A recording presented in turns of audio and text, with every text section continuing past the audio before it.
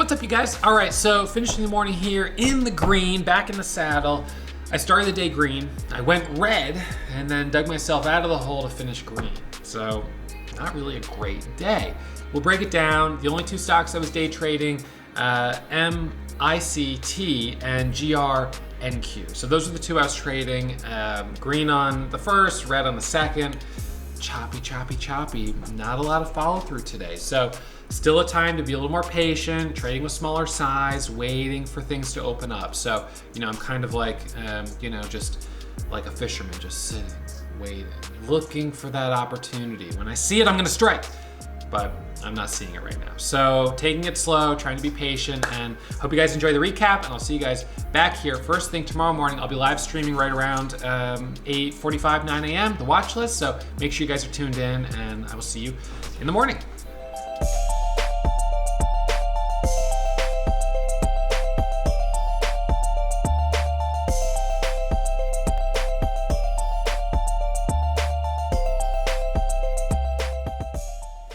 What's up, you guys? All right, so we're gonna do midday market recap, go over the trades from this morning. So today I'm finishing up $2,170. This is a small green day. Feel like I'm kind of spinning my wheels here. MICT 4,400, GRNQ down 2,200. So let's kind of break it down. Leading gapper today was MICT, and this one, it actually ended up giving some nice moves, but here's sort of the problem. So number one, I traded it pre-market from about 705 up right here through a test of the volume weight average price, first 1 minute pullback and a breakout, and I was up 3,600. The bell rings, I don't trade it. It squeezes into a halt. It opens, it hits a high of 7, it then dips down, and I bought that micro dip coming out of the halt at 7 with 10,000 shares. I was looking for that little blip down to 7. There was bid support at 7, and then a squeeze up through 715, retest of 738. It instead flushed through 7, right to 650, instantly down $5,000, and I was like, oh my God, this is ridiculous. It then goes into a halt going down at 637. I'm holding the full position. On resumption from the halt, I added down here at 618. It pops up for a second, and this is actually almost insulting to look at because, man, it pops up for just a second at 618 where I got in. Up here, as you can see, to like 632. It then comes back right here and breaks the low of 608, and I was like, I gotta cut it loose. I stopped out here at 6. I took I don't know how, I was then down 6,000 on the day, so I guess it was like a $9,000 loss right through here. Stopped out. Moments later, it bounces back up to 30, pulls back, curls back up to 35, to 40, back up to 60, to 70, back up to $7.10. It pulls back, and I got back in right here as it curled back over 7 for the squeeze up to 720. It pulls back, drops down. I got back in, took another attempt through here, through 710, 715, up to 730. It fails again. Comes back up for another try. I tried it again and made back the losses, but boy, this was choppy. This was really hard to trade. So that was frustrating. I felt frustrated.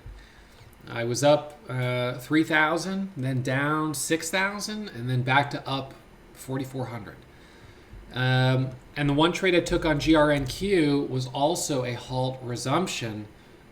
You'd think I'd learned, but no, I didn't.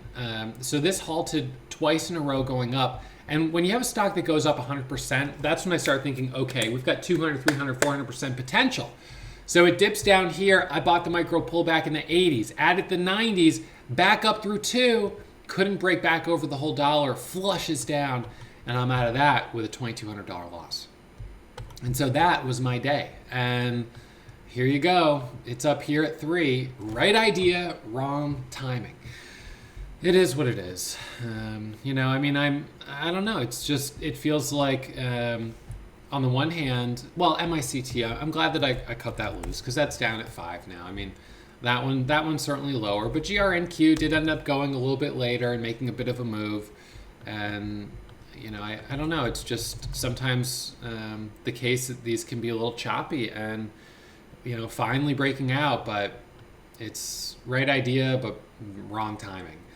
So I feel like I've been a little off my game for the last, the last few trading days, last week or so. Did really great last Monday, $92,000. But since then, the last Tuesday, Wednesday, Thursday, Friday, Monday, and Tuesday have been just spinning my wheels. So, I come in every day, even though I'm spinning my wheels, because, it's not like I can just go away and say, I'll come back when the market's hot. Because the way it is with trading is you might have 5 slow days in a row, and then all of a sudden, out of nowhere, a big move. And boom, that's a big opportunity. And it's a surprise. Where did that come from? Out of nowhere, all of a sudden, big move. And then might be slow for another 2 days. And then again, out of nowhere, big move.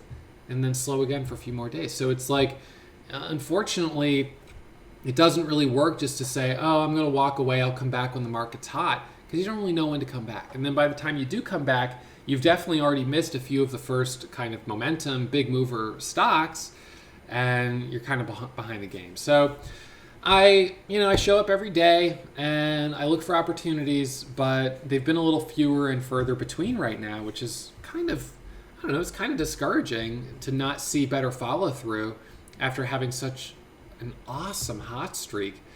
But again, it's better to kind of just spin my wheels a little bit and have a little bit of sideways chop versus ending up having a really big loss or something like that. KODK, I saw a move on this one, squeezed up, short squeeze from 8 to 14, 15 million shares of volume. It's got 19 million shares now, but I missed that. That was in the later part of the morning.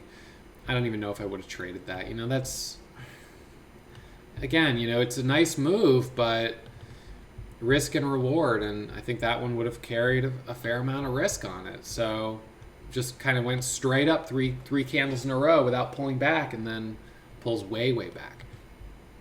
So the hot momentum, it'll be back. It's just right now we're kind of in between, I think, cycles or waves of momentum, and it's a time to unfortunately exercise some patience and just try to take it a little slow until we get that next big mover. So that's the game plan right now, taking it a little slow, not overstaying my welcome today. I could have come back on GRNQ. I could have come back on KODK if I wanted to. But hey, green is good, $2,000. It's not, it's not my daily goal, but it's profit. So I'll take the profit, I'll take it off the table, and I'll be back at it first thing tomorrow morning, as always. And, maybe we see some better opportunities tomorrow. Seems like the leading gappers have been kind of choppy, but MICT kind of gave an effort at squeezing back up to the high. I mean, it didn't get all the way there, but it made an effort. REDU, this one also put in a nice move. So, we did see some opportunities today. They were a little bit later in the morning, so maybe requires a little more patience and being willing to trade into the afternoon. I don't know, but in any case, it's kind of one step forward, one step back, spinning your wheels, treading water. But as long as you're keeping your head above water, that's good, because every day you're in the market, you're gaining a little more experience, and you got to stay here because you got to be sharp, because you never know when that big opportunity is going to present itself. And if you say, oh, I'm just going to go away and come back when the market's better, when you come back, you're rusty. Your risk tolerance, everything's going to be kind of screwed up. You're not going to know what's been working. Was it Chinese stocks? Was it tech stocks? Was it pharmaceutical stocks? You're just out of the loop.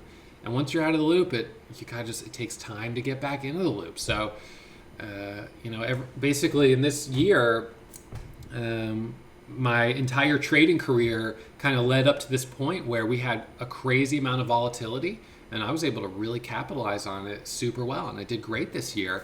And now, for the last week, it's been a little slow.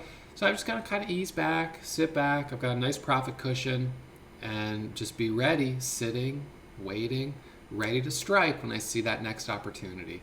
And the one thing that you have to be a little careful of is that during a little bit of a colder market, sometimes you can see a setup that in a hot market was something you want to be all over. But in a cold market, you got to be a little more cautious. You maybe have to assume it'll fail and then wait for it to kind of false start, squeeze out short sellers and really open up.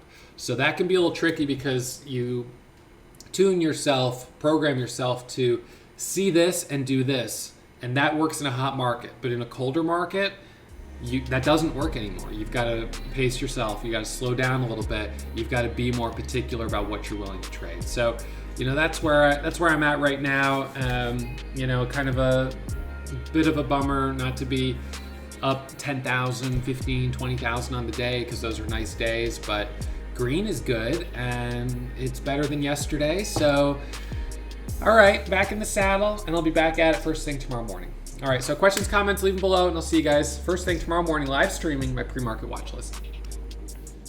Oh, hey, I didn't see you there. Help us hit 750,000 subscribers by hitting that subscribe button, and stay tuned and check out some of my other awesome uploads right here on YouTube.